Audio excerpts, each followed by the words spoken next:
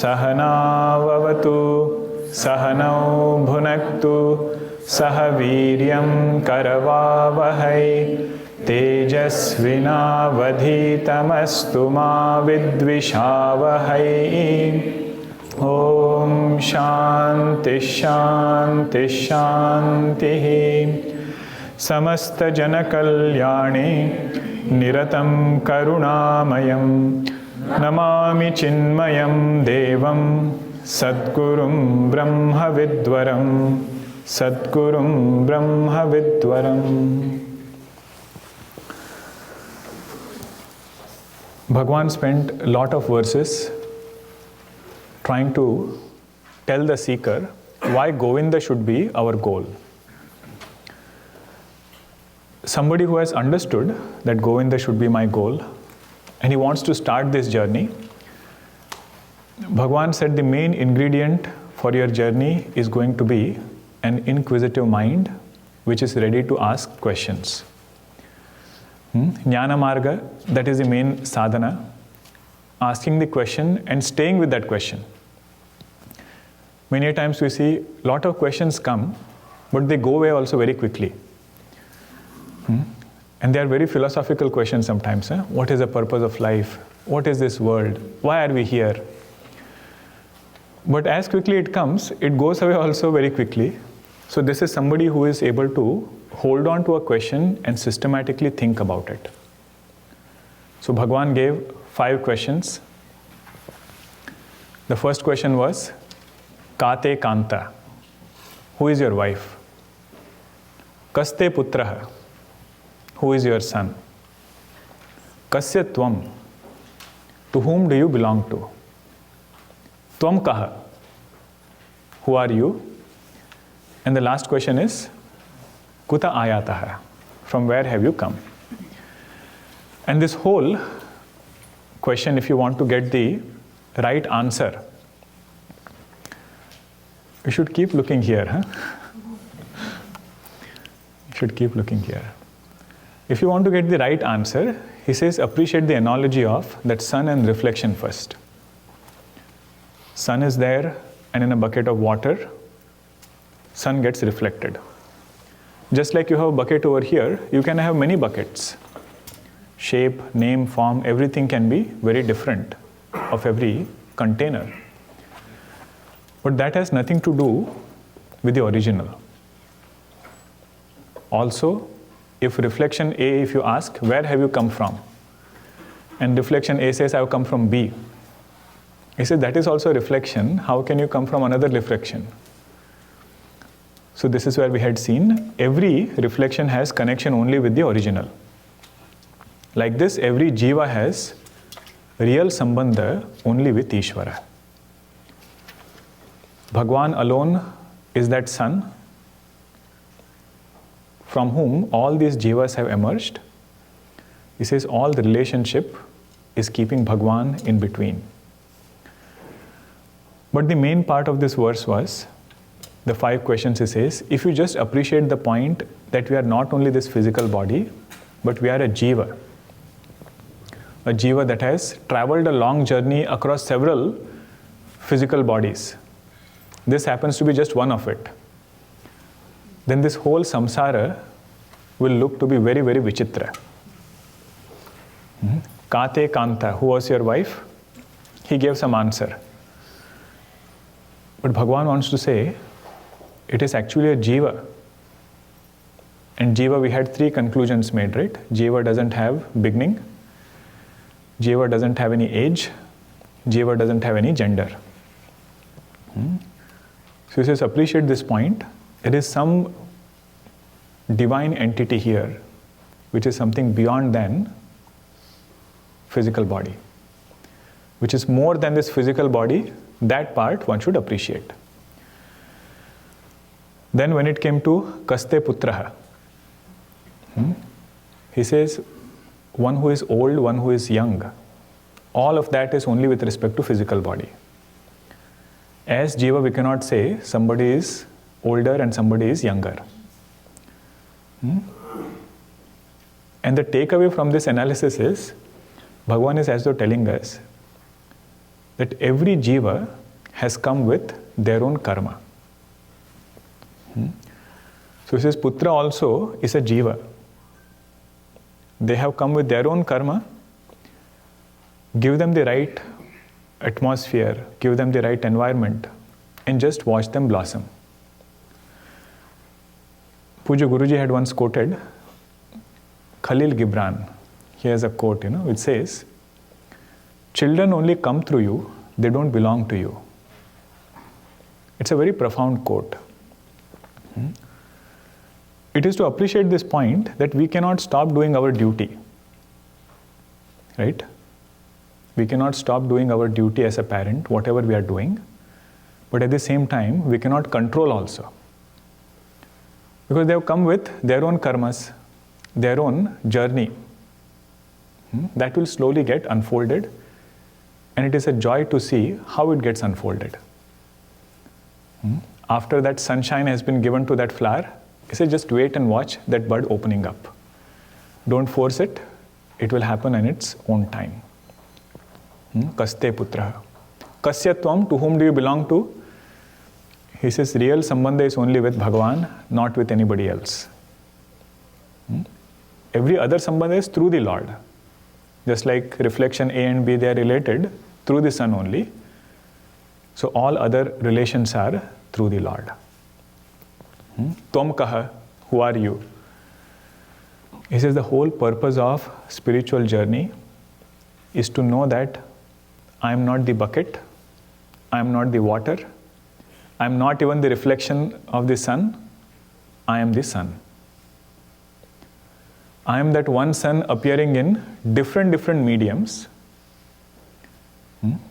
So that sun represents consciousness. This Chaitanya I am appearing in different names and forms, different jivas. Knowing that alone is the main purpose of spiritual inquiry. Tvam kaha, who am I? When you ask, this answer should come.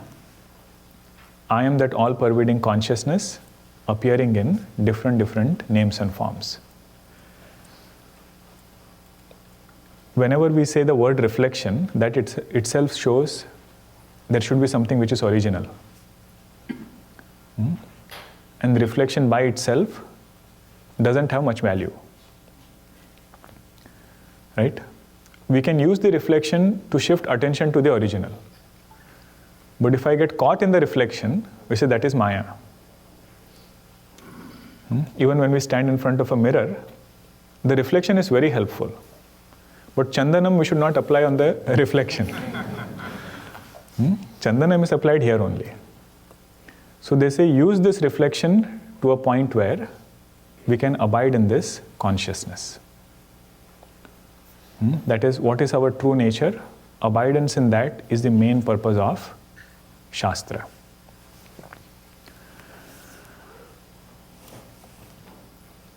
Then the last question was, Kuta ayataha, from where have you come? He said again, there is no coming and going. In that sun, you ask the sun, did you come into that reflection of water? He says, which water? That was only because my attention was on water, my attention was on bucket. I thought the sun has come and entered the bucket. From sun's standpoint, there is no coming, there is no going. This kind of firm conviction is called as Jivan Mukti. Firm conviction that in me, there is no modification of any kind. No coming and going of any kind. The one who gets this conviction is free then and there. Now coming and going, don't just feel it's with this physical body, that we go to a place, after this body we go to another body. Even our mind comes and goes into different situations. into different mindsets. Sometimes it is sattvic. Suddenly it will become rajasic. Very agitated, very active, dynamic. For no reason, sometimes it will become very, very indolent. Doesn't want to do anything. He says, I'm none of these three. All three are happening in the mind. I am the one who is different from this mind. The one who gets this conviction, he says, he is free from samsara. Samsara itself means the notion of change. From one mindset is going to another mindset, from one situation going to another situation, either through this body or through mind. But true moksha is to appreciate or understand that in me there is no samsaranam. In that Chaitanya, there is no coming and going. He says, okay, I got all this, but still I don't have clarity. These are all heavy loaded, things for reflection. He says, I didn't fully appreciate it yet. What can I do so that I can keep reflecting on this and get more clarity about it? So this is the indicator of a good sadhaka. It is not necessary that this sadhaka has all the qualifications to begin with, is perfect in terms of dispassion, in terms of his memory and everything. But a good sadhaka is the one, whenever he is shown something, he puts forth effort to walk in that direction. And it is possible that he is not successful right now. But he says, if nature of Atma is like this, I will want to inquire more into nature of Atma. And the one who seeks this, that person becomes a jijnasu. Jijnasu means one who is desirous of knowledge. For that person, you give him any object. You give him any kind of other gifts. He will accept it, but he will say, this is not making me content. The only thing that makes him content, he says, I want to listen more to this knowledge. That seeker comes to satsang, and Bhagavan is now going to say, what is the greatness of satsang? You see the 9th verse now. Satsangatve nesangatvam, satsangatve nesangatvam, nesangatve nirmohatvam.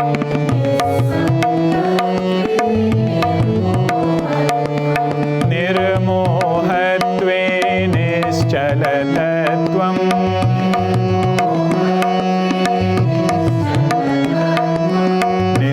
Nischalatatve jivan muktihi.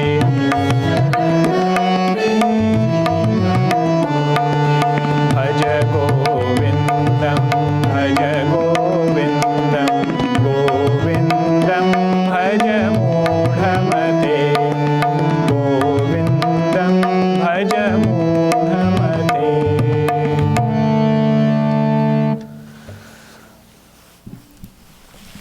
We start our journey with so many desires about the world.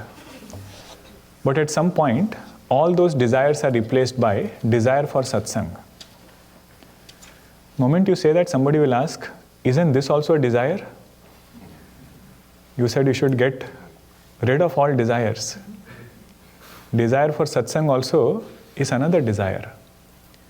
In Bhagavatam it is said, desire for satsang is like water. You pour it on your hand, it will remove all the dirt, and it itself will evaporate. So satsang is like that. It will remove all other erroneous desires, and desire for that satsang also will get sublimated. Means this person will not remain discontent later. He might listen more to revel in it, but that desire will not bind him. That is the beauty of satsang. He says, what is the main result of satsang? Result of satsang is vairagya. Satsangatve nissangatvam. Now, Vairagya word also, it's frightening sometimes, whenever you hear the word Vairagya. Puja Gurudev's translation is very apt. He says Vairagya is healthy perspective. Vairagya means healthy perspective towards everything in life. Previously, mind was getting drawn helplessly towards several things. If one can become independent in that battle, that is one meaning of Vairagya. Satsangatve Nissangatvam. How did this happen? How come he went to satsang and he got Vairagya? Because in satsang, there was constant chiseling which was done. All our ideas, whatever we might have in the past, those ideas got reshaped over and over again. And we really don't have to do much. Just keep our ears open and listen with an open mind. Even if you study Shankar Bhashya or if you study any text for that matter, from our side, the only effort needed is listen with an open mind. You know that story of a Zen master, right? One student goes to him and says, "Teach me meditation." And the Zen master just starts pouring water in a teacup, which is already full. He says, "What are you doing?" "I told you I want to learn meditation." He says, "Right now your condition is like this. All your previous conditionings are so full, I cannot feel anything new. Everything is going waste." So he has to empty that cup and new ideas have to be poured into it. So major part of our spiritual sadhana in satsang is to unlearn the previous things. Either it is about karma siddhanta or it is about nature of Bhagwan. The major challenge becomes the baggage that we carry from our previous notions. So one who is able to do that, one who is able to allow his ideas to be shaped, his natural result of satsang is Vairagya. Goswamiji says in the Ramcharitmanas, satsang is like Prayagraj. Satsang is like Prayagraj. Whenever you meet Santa Mahatmas, in Prayagraj there are 3 rivers that are flowing: Gangaji, Yamunaji and Saraswatiji. So he says if you go to a satsang, you should take a dip at least in one of the 3 rivers. So Gangaji represents devotion.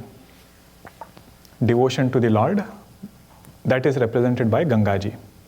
Means if you are saying that we had a satsang, in that satsang, one option is you either discuss about nature of Bhagwan. If not, second river is Yamunaji. Yamunaji represents karma. Karma, or you can say dharma. What is, how to live a life with values. How to understand those values, how to apply them. For example, Vibhishan Gita in the Ramcharitmanas, entire Vibhishan Gita is about values. Bhagwan says Ravana has a chariot outside, I have a chariot inside. What that chariot is, he says Dharmaratha. And he builds the wheels of that chariot, the flag of that chariot, everything he builds, it's only about values. So the main thing is, in today's world, in my day-to-day life, how can I live on the strength of these values? How do I understand them? That is the second topic of discussion. So either we should take a dip in Gangaji or in Yamunaji. Third river that flows is Saraswatiji. It is said she is not seen through physical eyes. She flows underneath. So that is represented by knowledge. Either Bhagwan or Dharma or Brahma. At least one of the 3 rivers should be there in which we can take a dip in it. And if somebody does satsang and they say all these 3, even at least one was not there, even one was not there. Goswamiji writes, such a discussion, whenever it starts, Saraswati ji comes from Brahmaloka, thinking that this person is going to speak something very nice. she comes and sits on his jivha, but finally say, why did I come here? She feels the whole journey was waste because he has started discussing some other topic. It was not about Bhagwan, not about Dharma, not about Brahma. The point is, if we are not seeing Vairagya in life, then we should question whether we have done the right satsang or not. There can be limitations in two things. Either that satsang topic was different, or we did not pay attention to it. Either one of these two things should be there. He says if both are done correctly, the natural result of satsang is healthy perspective towards objects. And in Narada Bhakti Sutra, Bhagwan says, to get this satsang is grace of the Lord. To get real satsang, and in a way that we are benefiting from that satsang, he says Bhagwan's grace is in plenty upon us. That itself is an indicator. Mahat sangastu durlabha. Those of you who attended Navada Bhakti, Puja Swamiji had taken recently, what was the first bhakti? Pratama bhagati santanakara sangha. Dusari rati mama katha prasanga. The first form of devotion is to seek satsang. Wherever it is available, whatever time it is available, this sadhaka feels a new desire to go and listen. And a stage comes where he is not pushing himself. That is the second bhakti. Dusari rati mama katha prasanga. He not only listens, but he revels in what he is listening. And reveling only happens when we try to reflect on it. Any topic for that matter, if we keep listening, but don't churn it. One Mahatma Ji would say, it is like gargling water. It will keep us busy, but will not quench the thirst. But if somebody can do it, reflect on it, they can also get rati. Get joy from this satsang, get joy from ideas that are spoken here. Okay, so that is the first indicator, satsangatve nissangatvam. Now, whenever we hear the word satsang, we feel it is something which is done at a specific time, at a specific place. Right? It could be only on the weekend. 1 hour I will go to satsang. That is our definition of satsang. But it is said, this satsang should become all prevalent in our day-to-day life. All prevalent means it should not remain limited to only a specific time, a specific place. Every action that we do should be sat. Action is called as achara. Our conduct is called as achara. You just have to add the word sat before it. If we have to do achara which is sat, what will that achara be called as? Sadachara. Ta becomes the. Some sandhi. Sadachara. All our emotions that we have behind every action, that emotion should be pure. Emotion is called as bhavana. Pure emotion will be called as sadbhavana. Thoughts are called as vichara. Vichara should be pure, so they are called as sadvichara. Everything is included in this satsang, that his whole life becomes a sadhana. It might be just keeping a clean surrounding. Bhagavan says that is also one sadhana, that is also one tapasya. Being mindful about speech. 17th chapter Bhagavan says, that is vachika tapas. So satsang started with 1 hour. just a small duration during his entire week, but that slowly spread in different facets of his life. And we always feel satsang has to be with somebody else. You say, I'm going for satsang. I mean, there should be somebody else, right, with whom I can go and do satsang.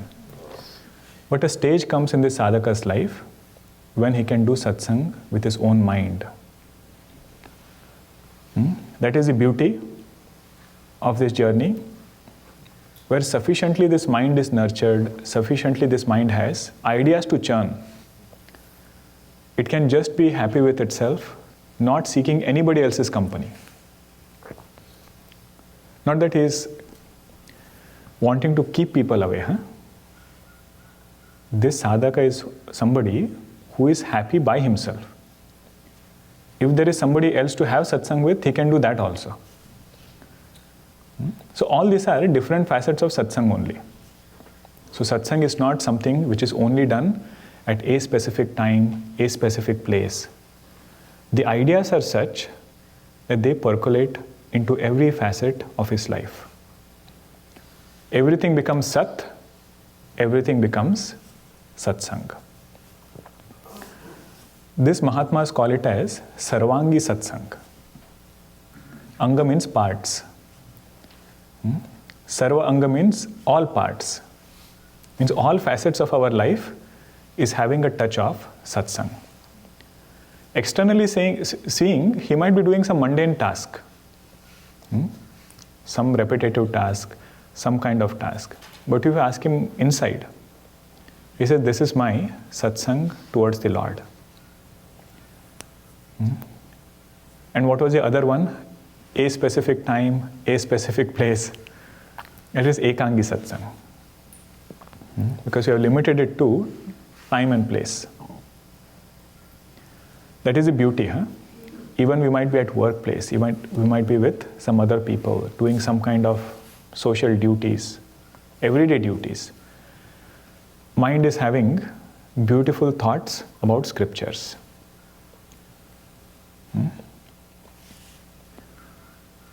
Not to say that he is compromising on his duty. Somebody asked me somewhere. He says, you keep saying we should do Sarvangi Satsang, we should think about Bhagwan all the time. But I have work to do. How am I going to do Satsang while I am doing my work? We are not saying he is doing something different. Whenever he has to do work, he is doing that work as Satsang. Bhavana, if it is pure, any simple task can become our worship. But that's not it, right? We have times when we are by ourselves, when we are not engaged in anything. He says at that time he does the other satsang, exclusively meditating upon nature of truth, or whatever he has heard in satsang. When this happens, he says Nissangatvam, glimpse he will start getting. Nissangatvam will start happening. Then what will that Nissangatva do? Nissangatve nirmohatvam. When Vedanta starts interfering in life, at every step, whatever moha he had, moha means erroneous convictions, all those erroneous convictions will slowly start falling apart. And we will start seeing the world in the same light that our rishis are seeing it. If Bhagwan says that this entire world is asukham, anityam asukham lokam imam prapya bhajasvamam. When we start our journey, we don't see this world as asukham, we don't see this world as anityam. But the power of satsang is such, if somebody does it sincerely, their mind will get tuned to Bhagwan Krishna. That is the result. He says, Nissangatve nirmohatvam. Nirmohatve nischalatattvam. He did not lose anything. Sometimes we feel, if all the joys of the world look very dry to me, what will give me joy? He says, no, the real source of joy becomes clear to that person. When moha goes away, he says that nischala tattva which was there, which is ananda swarupa, that becomes clear to him. And then Nischala Tattve Jivan Mukti. Slowly, when he abides in this knowledge, morning class it was Manmayaha Mam Upashritaha. After hearing to scriptural knowledge, he has reflected on it and he continuously tries to internalize it. Somebody who does that, Bhagavan says that person is liberated. He no longer identifies with mind, no longer identifies with physical body. Nischala Tattve Jivan Mukti. Okay? And we should see our own journey in this whole sequence which is given. Whatever gave us joy 15 years ago, same thing if it is not giving us joy today, we should congratulate ourselves. Many sadhakas share this also. They would say every weekend would be movie time. With the whole family we would watch. But then something happened, satsang, we started. And now when we look back, we wonder, how did we spend 15 years? Because same people attend study group during that time now. That time has been replaced by something else. And there is a great joy within.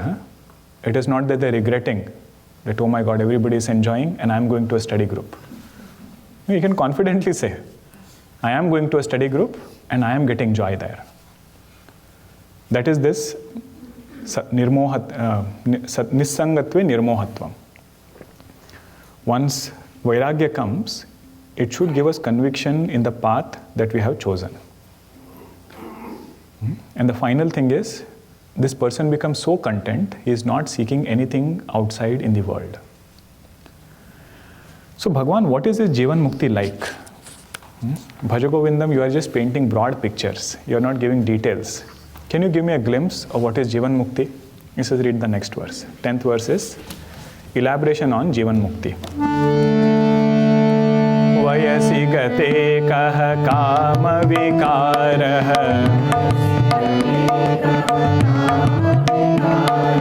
शुष्के नीरे कह का सारः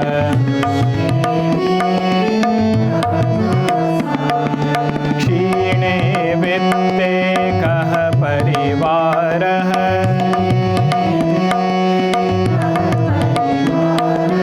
ज्ञाते तत्त्वे कह संसारः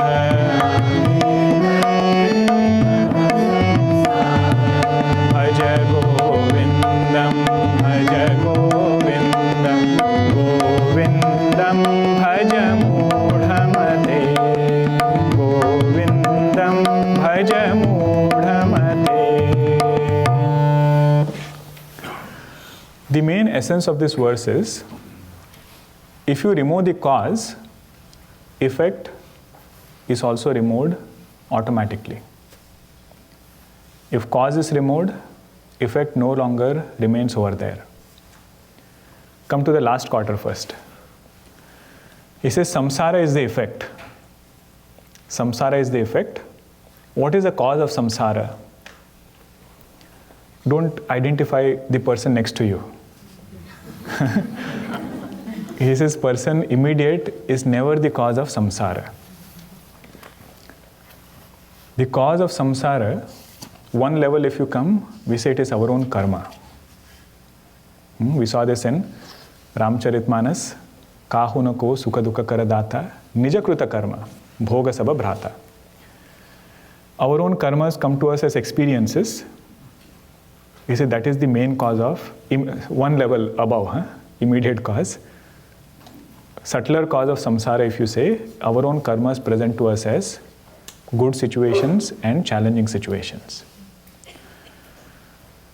But who has ordered this result? I myself have ordered it through my own karmas. So now the question becomes, why was I pushed into karma in the first place?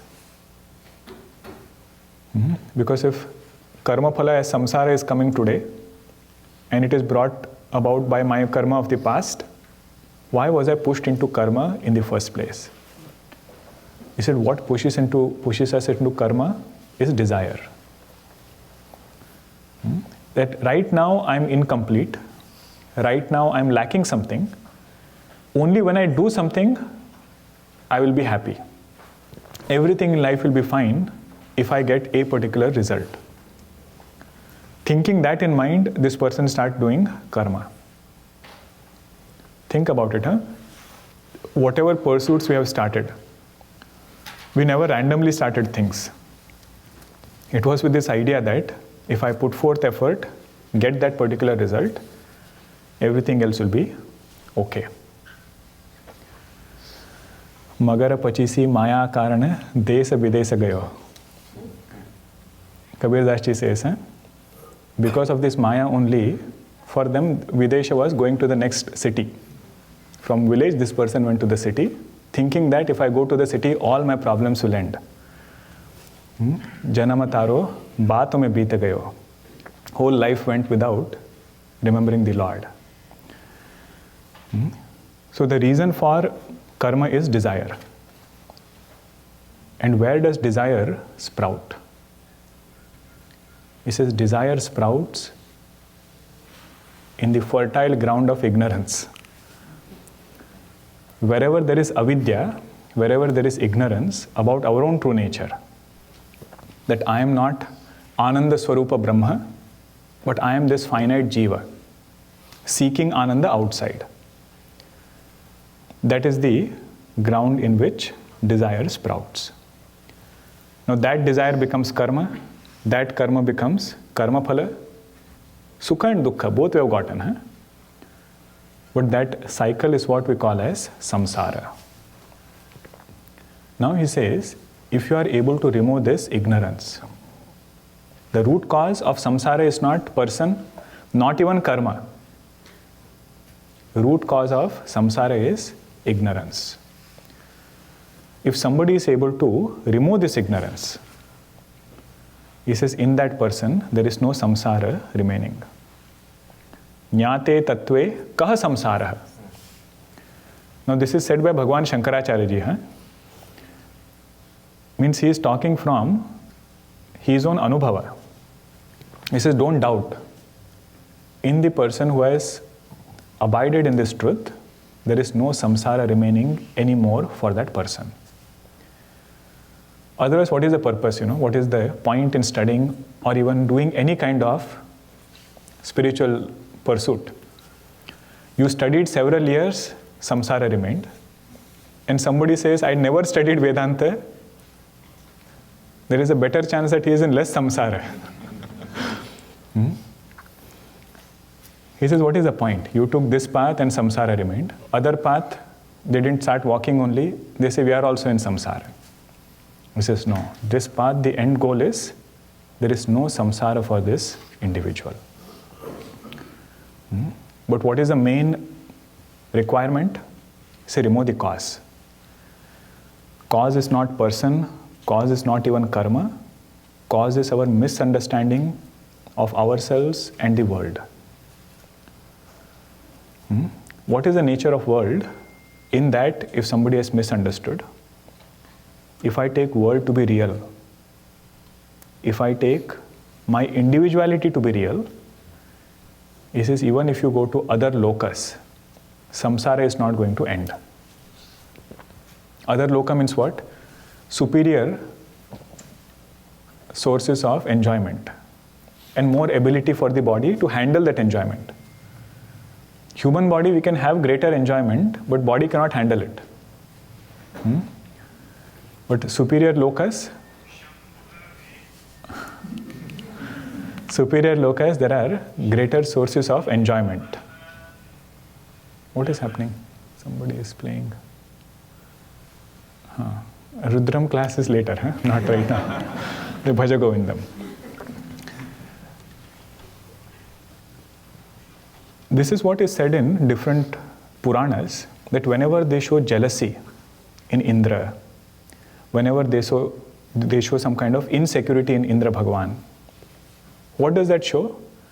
That even if you reach a very, very top position, now we don't aspire to become Indra, right? You see, even if you reach the topmost position that you are seeing in your own journey, whatever that could be, even after reaching there, samsara will not end.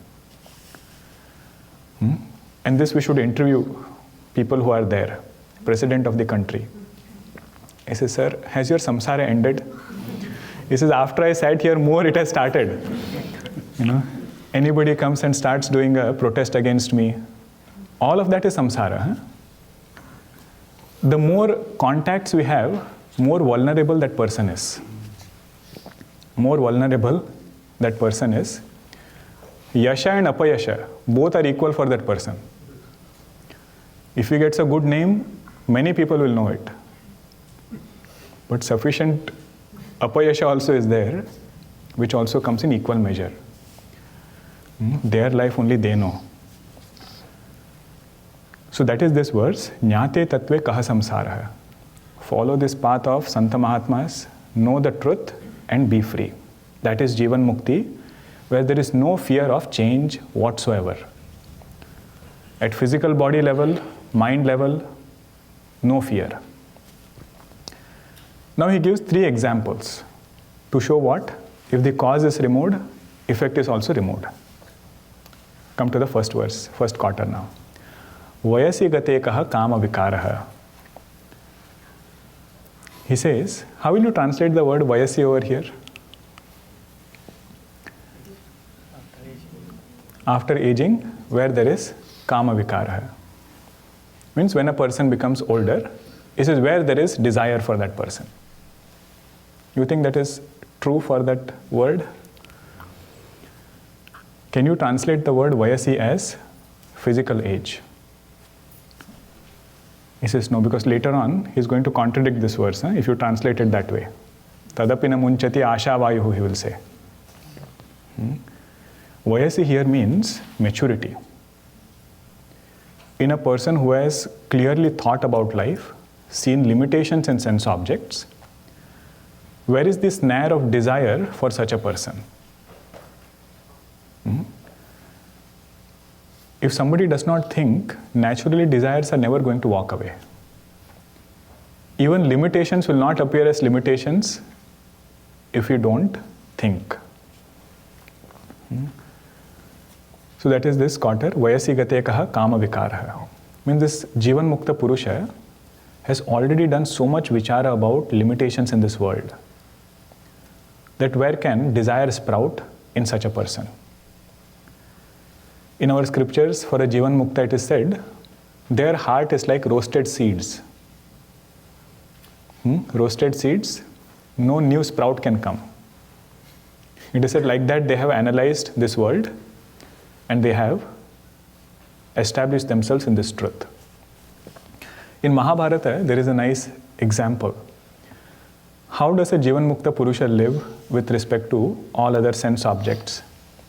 So it is said, if you go to a place in a forest and you are given one hut to live in,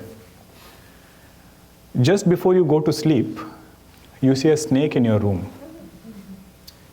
You see a snake in your room, and that snake goes back wherever it was. Now, with the type of mind that you will sleep, nischinta, how you will sleep, in that way Jivan Mukta lives in this world. Means so alert he is about different vishayas, does not take anything for granted. So it has come at a cost for him. And that was this alertness. That no vishaya he took for granted. Whenever something came, he would suddenly get alert. For jnana nishtha, Bhagavan says this is the main ingredient.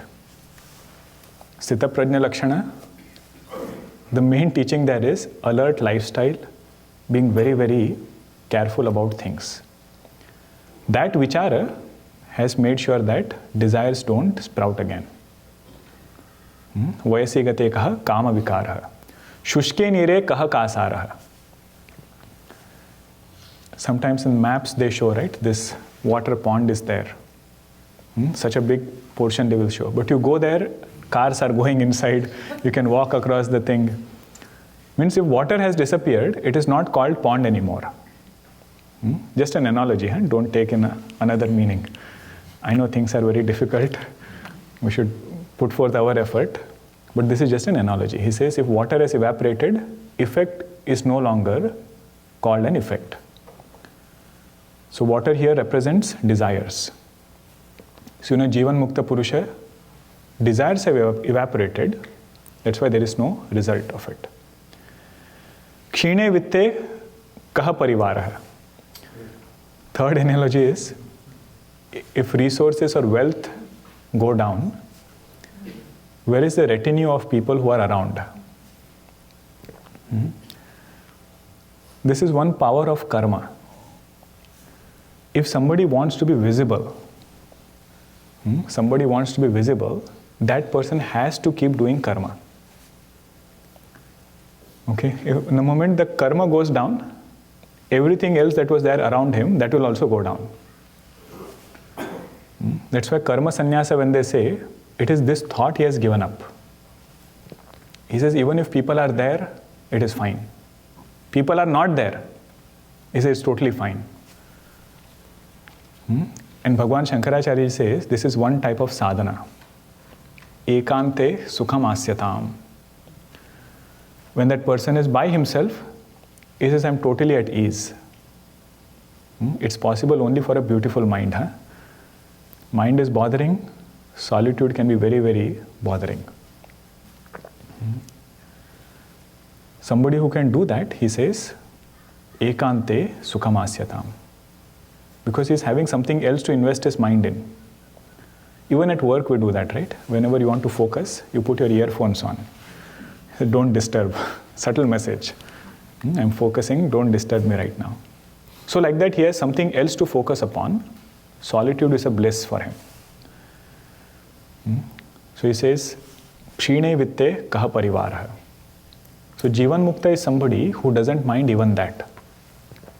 People are there, he is happy. People are not there, he says, I am content by myself. Last quarter is Jnate Tattve Kaha Samsara. If somebody knows nature of truth, where is samsara for that person? Jnate Tattve Kaha Samsara. Now Bhagwan says, okay, this was a glimpse about what is Jivan Mukti. Desires are not there. That person is happy by himself or with people. Do you remember the example Bhagwan gave in 2nd chapter of Bhagavad Gita? He says, Jivan Mukta is like a turtle. He can live in water also, he can live in land also, with equal ease. Meaning what? Jivan Mukta is like that turtle who can live in pravrutti also with ease, he can live in nivrutti also with ease. For a sadhaka, he will get stuck with one of it. If he gets in pravrutti, he'll be only in pravrutti. When he is by himself, very chaotic. Or if he is doing some yoga sadhana, and he goes into nivrutti, he wants a house on the mountain top. Coming down that mountain is too much agitation. Going into a grocery store, oh, people are bothering me.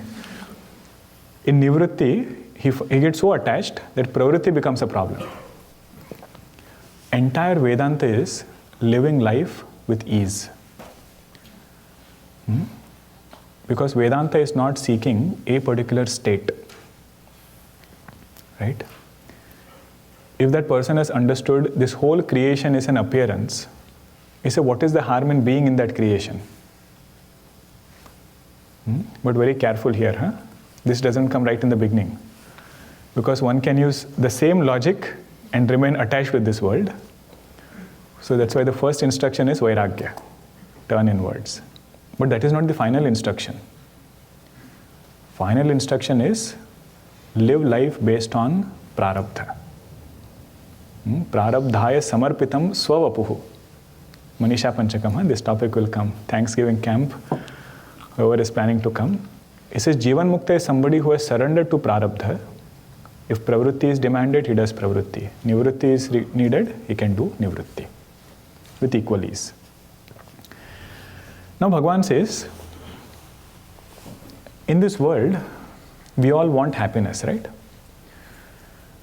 True or not? Yes. So our scriptures say you have to quantify it first. Unless you quantify, we will not appreciate what happiness Vedanta is promising. So in Taittiriya Upanishad, 1 unit of happiness is given. What is 1 unit of happiness? Do you all want to know? What is 1 unit? I know all of you know already. It is said, Ashishto Drudishto Balishtaha. There is a person who is very enthusiastic, Ashishto, very strong physically, Drudishtaha. Balishtaha is having a lot of enthusiasm and strength. And he has Sarvasya Prithvi Vittasyat. He has the wealth of entire world, let us say. Means very, very prosperous, very resourceful. Young person having all the resources and wealth also. Resources could be contact-wise, resources could be wealth-wise. All three he is very good. He says this is called as 1 unit of human happiness. Multiplied by 100 times, it becomes Pitrus, their happiness in Pitruloka. Multiplied by a few more times, it will become Gandharvas. If they are able to sing in that beautiful right swara, create Gandharva Loka. It is that happiness there is 100 times in Manushya Loka. Like this, several 100 times it is multiplied. Brahmaji's Ananda is pointed out. And finally it is said, this Jivan Mukta enjoys greater Ananda than even Brahmaji. One who can remove desires, one who can do Shravanam, Shrotriyasya Akamahatasya cha. One who can learn Vedanta thoroughly and eliminate desires from life, that person is happier than even Brahmaji. This is the main teaching there, Ananda Mimamsa. The main point is, 1 unit of happiness you noted, right? Young person, having lot of strength, lot of resources. Bhagavan says, even if somebody has that, he says, don't be proud of it. Invest that kind of situation towards Govinda only. Having a good paristhiti, having a good situation is very, very helpful. But he says that alone is not the goal. Goal is still Govinda. And if somebody becomes proud of it, Bhagavan is saying, it doesn't take much time for all of these things to go away. So 1 unit of happiness, how to invest, that is the next verse, you see. Ma kuru dhana jana yauvana garvam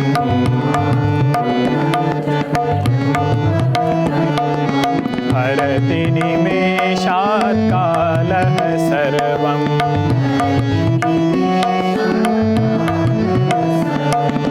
maya mayamidam akhilam buddhva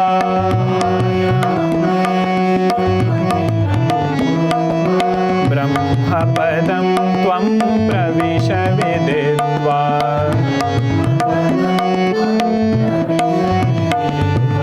Bhaja Govindam, Bhaja Govindam, Govindam, Bhaja Mudhamate, Govindam, Bhaja Mudhamate. Dhana, Jana, Yauvana. All three put together is 1 unit of human happiness. Ashishtaha, Drudishtaha, Balishtaha. He is young and he has dhana also, has wealth also. And he has jana. Jana means other contacts, very resourceful person.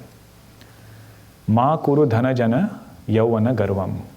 If Bhagavan has blessed us with that, we should be very, very grateful. Do upayoga of that paristhiti. Upayoga means utilize it. See, good paristhiti is a great blessing. Why? Because it will not demand attention. If I want to invest my attention somewhere else, I have to first pull it out from other things which are demanding it. So if Paristhiti at body level is not demanding attention, Dhana is not demanding attention, Jana is not demanding attention, he says it's a great blessing. One can do upayoga of it. He says don't do bhoga of it.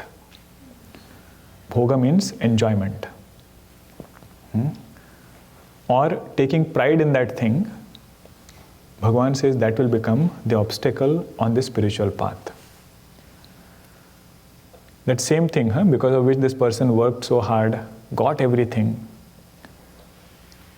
Now that same thing has become an obstacle on his spiritual journey. But Bhagavan says, really speaking, there is nothing to be proud of. Why? Because harati nimeshat kalaha sarvam. There is something called as kala, time, which has the ability to take everything away. Or it can shake things also a little bit. Harati nimeshat kalaha sarvam maya mayamidam akhilam buddhva.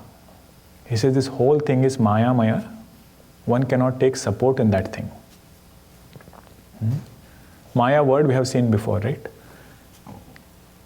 Something which appears to be a particular way, but really speaking it is not. That's why magician is called as Mayavi.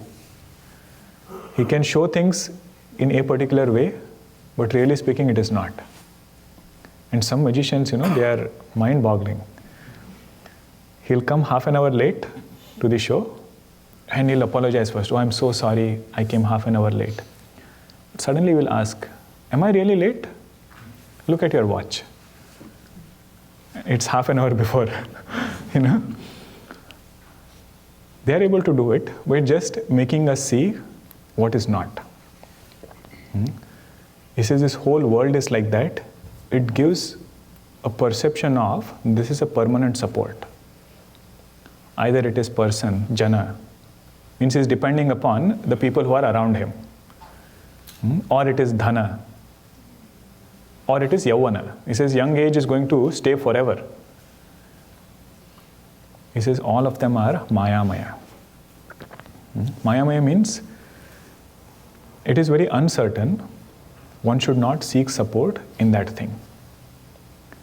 But very important to appreciate here is Bhagavan is not impractical. Like even previous verse we saw, he is not saying Mooda jahihi dhanam. He is only saying Mooda jahihi dhanagama trishna. Let go of this desire for how will wealth come, constant desire. Here also he is not criticizing dhana, jana, yavana. It will be very impractical to say all three things are not needed. But he is saying one should let go of garva. How do we define ourselves? If that definition is based on these three things, he says it won't take much time to disappear. I was listening to Puja Guruji's Bhaja Govindam, and this Guruji had done in 91. At that time, these examples he is giving. He said sometimes we define ourselves so much by other people. It could be number of people. Somebody arranged a wedding, he said. And what was the metric? How many people came to this wedding? And the same thing is comparing with somebody else. He said, in our wedding, half of the town was here. Half of the town. Now it's a good accomplishment. If half of the town comes to your wedding, means you have done something, that is why they are coming. But the slippery slope is garva about that thing. Pride about that thing. Maya mayamidam akhilam buddhva brahma padam tvam pravisha viditva. Having known this whole world as maya maya, enter into that permanent support which is Bhagavan. And the beauty is everything remains where it is. Dhana is also there, jana is also there, yavana is also, well, it's not in our hands. Yavana, as long as it is there. As long as it is there. But he says he is not craving for dependence on those things. They being there is not a problem. They defining us is the problem. Brahmapadam Tvam Pravisha Viditva. Now Bhagavan is going to take another flow of thought. He says, we have had several goals in life, and some goals we feel, let time pass. Naturally, we will go there and accomplish it. With time, I'll be able to accomplish those goals. Bhagavan says such thing never happens. Life has a very different way of sporting with us. Okay? What is the secret of productive life? How to manage our life such that when we look back, we can confidently say we have lived a good life. How to plan in that way, that is going to be in the next verse. Okay, we'll see in the next session. Om Purnamada Purnamidam Purnat Purnamudachyate Purnasya Purnamadaya Purnameva Vashishyate. Om Shanti Shanti Shanti. Hari Om Shri Gurubhyo Namaha.